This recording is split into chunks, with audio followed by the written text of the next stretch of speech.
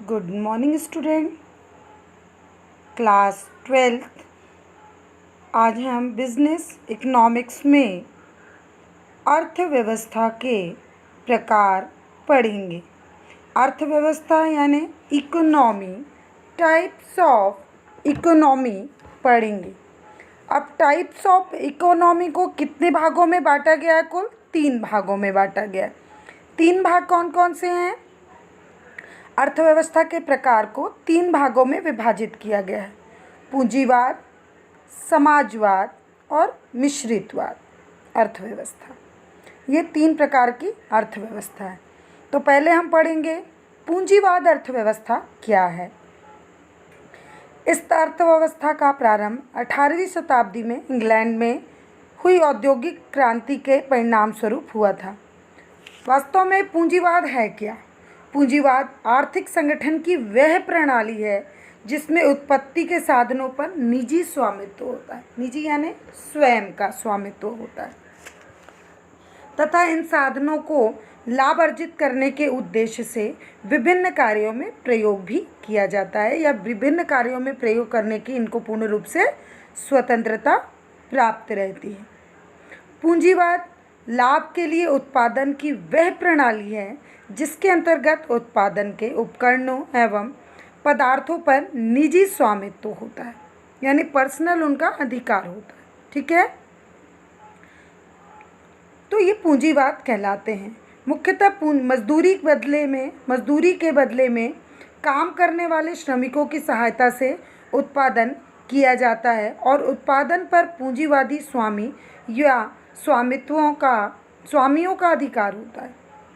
मतलब जो मजदूरी जिसको हम देते हैं और वो मजदूर उत्पादन करता है श्रमिक के बदले में, जो उसको हम मजदूरी देते हैं बदले में, और वो श्रमिक से की सहायता से जो उत्पादन किया जाता है, उस उत्पादन पर पूंजीवाद किसका होता है? स्वामी का होता है, स्वामी का अधिकार होता है। ठीक है, इसके अंतर्गत हम पढ़ेंगे इसकी विशेषता।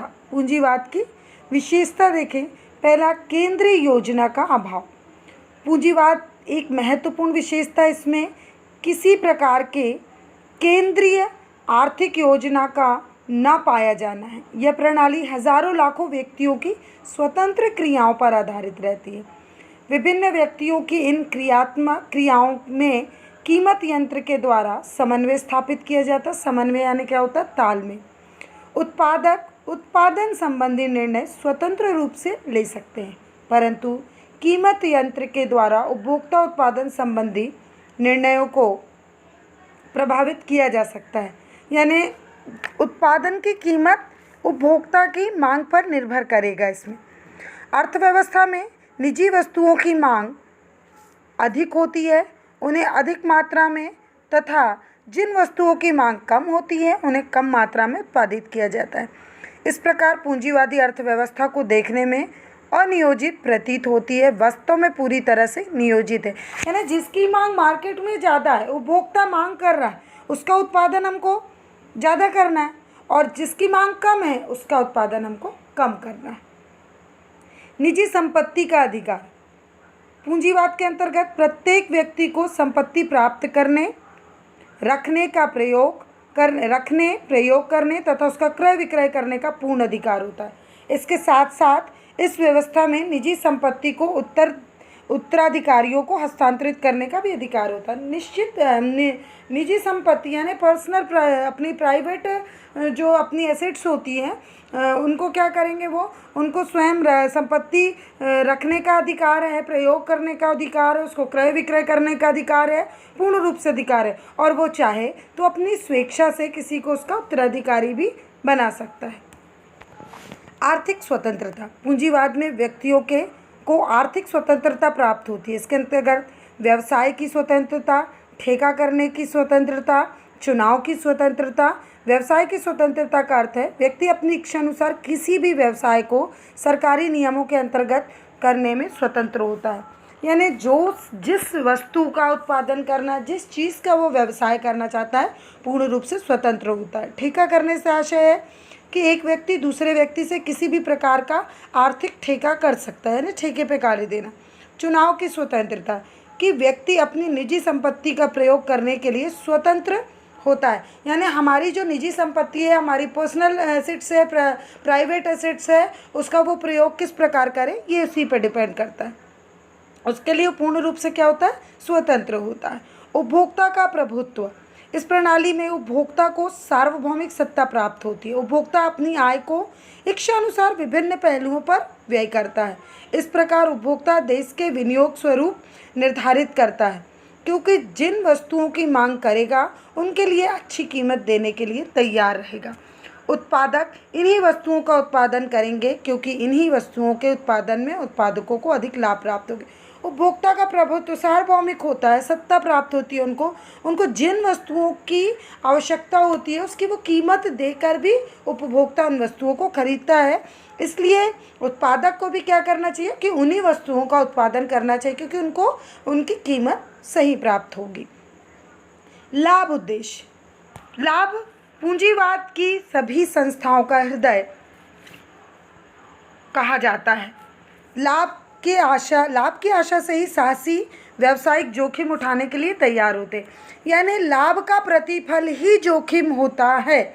यदि जब तक व्यवसायी जोखिम नहीं उठाएगा तब तक उसको लाभ प्राप्त नहीं होगा, यानी उसको जोखिम वहन करना पड़ेगा। लाभ की आशा से ही साहसी व्यावसायिक जोखिम उठाने के लिए तैयार होते हैं। उद्योग को आर्थिक कार्य कुशलता से चलाने तथा उसमें सुधार करने की प्रेरणा देने वाली शक्ति भी कौन है, लाभ है। यदि लाभ कम हो रहा है, किस कारणवश कम हो रहा है, उसका पता लगाना, उसमें सुधार करना, तो इससे हमारी लाभ की मात्रा भी बढ़ेगी। फिर है कीमत यंत्र। पूंजीवाद अर्थव्यवस्था में कोई भी व्यक्ति, संस्था अर्थव्यवस्था के कार्य संचालन के संबंध में नियोजित ढंग से निर्णय नहीं ले सकता। वास्तव में पूंजीवादी अर्थव्यवस्था को आर्थिक कार्यों के संचालन का कार्य कीमत यंत्र द्वारा ही संपादित किया जाएगा। किन वस्तुओं का कितनी मात्रा में उत्पादन किया जाएगा, यह कीमत यंत्र द्वारा ही निर्धारित किया जाएगा।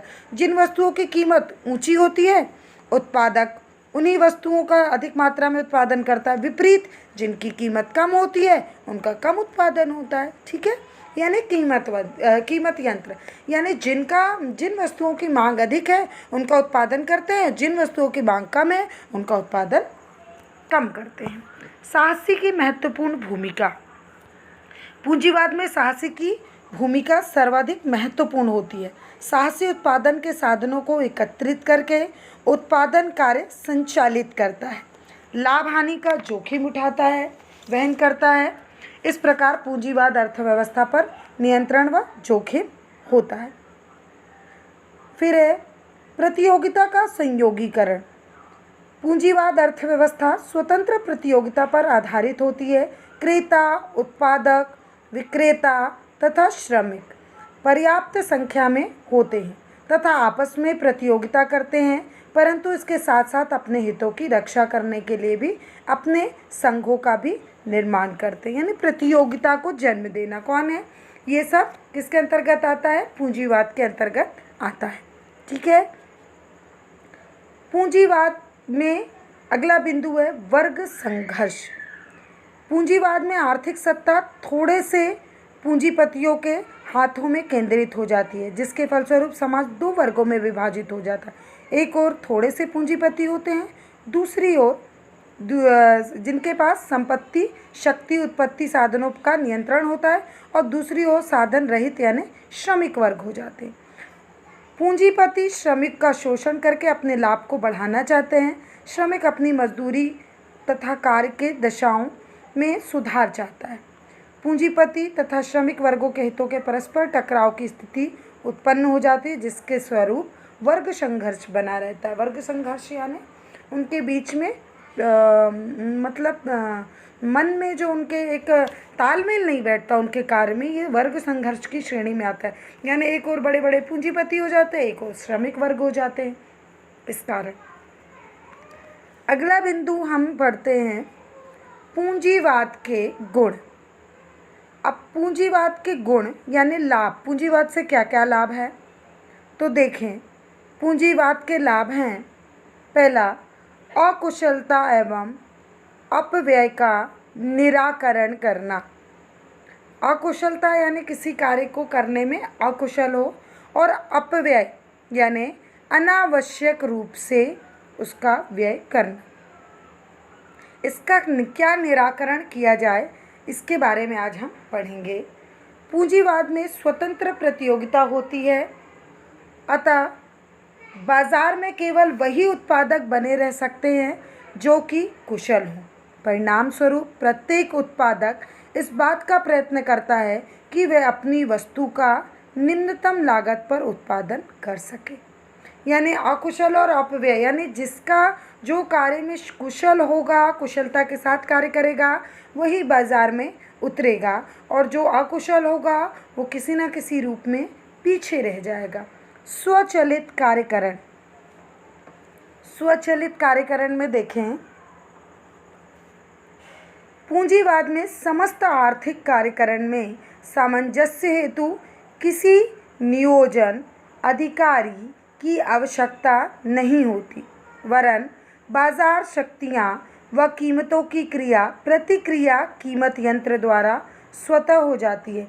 यानी जो सामंजस्य होता है कार्यकरण में, समस्त आर्थिक कार्यकरण में सामंजस्य हेतु किसी नियोजन अधिकारी की आवश्यकता नहीं होती। नियोजन यानी प्री प्लानिंग, वरन बाजार शक्तियाँ व कीमत की क्रिया प्रतिक्रिया कीमत यंत्र द्वारा ही स्वतः होती है।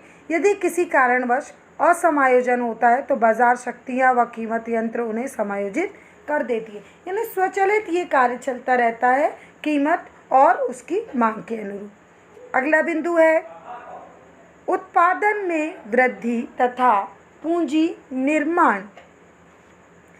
इसमें निजी संपत्ति के अधिकार की वजह से व्यक्ति अधिकतम लाभ प्राप्त करना चाहता है, वह अधिक उत्पादन करता है। उत्तराधिकारी के अधिकार के कारण व्यक्ति अधिक बचत करते हैं, जिससे देश में पूंजी निर्माण को प्रोत्साहन मिलता है। यानी वो स्वतंत्र रूप से कार्य करते हैं और उनको ये रहता है कि हम उत्तराधिकारी को इसे सौंप सकते हैं, तो उसके लिए और मेहनत करते हैं और इस तरीके से वो अधिक बचत करते हैं, जिससे पूंजी निर्माण को सहायता मिलती है। अगला है तकनीकी प्रगति। उत्पादक न्यूनतम लागत पर अधिकतम उत्पादन करते हैं, अधिकतम लाभ प्राप्त कर सकता है। ऐसा करने के लिए वह नई नई उत्पादन पद्धतियाँ तथा तकनीकी रीतियों का प्रयोग करते हैं, जिससे तकनीकी प्रगति होती है। तकनीकी यानी नई नई टेक्नोलॉजी अपनाना। नई नई टेक्नोलॉजी अपनाना यानी कि किस प्रकार से हमारी प्रगति हो सके, नए नए उत्पादन करना, अधिकतम लाभ करना, कम से कम उत्पादन पर अधिक से अधिक लाभ कमाना। ये किसके अंतर्गत आता है? तकनीकी प्रगति के अंतर्गत आता है, यानी नई टेक्नोलॉजी का प्रयोग के माध्यम से। अगला बिंदु है योग्यता अनुसार पुरस्कार। जो उत्पादक जितना अधिक योग्य तथा जोखिम उठाने वाला होता है, उसे उतना ही अधिक लाभ प्राप्त होता है। इस प्रकार उत्पादकों को योग्यता अनुसार पुरस्कार भी मिलता है। यानी जो जितना अधिक लाभ का उत्पादन करेगा, जोखिम उठाएगा, तो स्वाभाविक सी बात है कि लाभ उसको प्राप्त होगा ही। तो उसको उसकी योग्यता के अनुसार, उसकी कैपेबिलिटी के अनुसार। जीवन स्तर में सुधार। पूंजीवाद में अधिक उत्पादन के कारण लोगों को आय अधिक होती है, व्यक्तियों को सस्ती कीमतों पर वस्तुएं उपलब्ध हो जाती है, जिसके फलस्वरूप व्यक्तियों का जीवन स्तर क्या होता है? ऊंचा होता है। मतलब उनकी आवश्यकता की वस्तुएं सस्ते दाम पर अगर प्राप्त हो जाती है तो उनको जीवन स्तर में सुधार होता है। फिर अधिक जीवन स्तर में सुधार के बाद हम पूंजीवाद के प्रकार एवं उसकी विशेषता, प्रकार एवं विशेषता लिखेंगे। Thank you.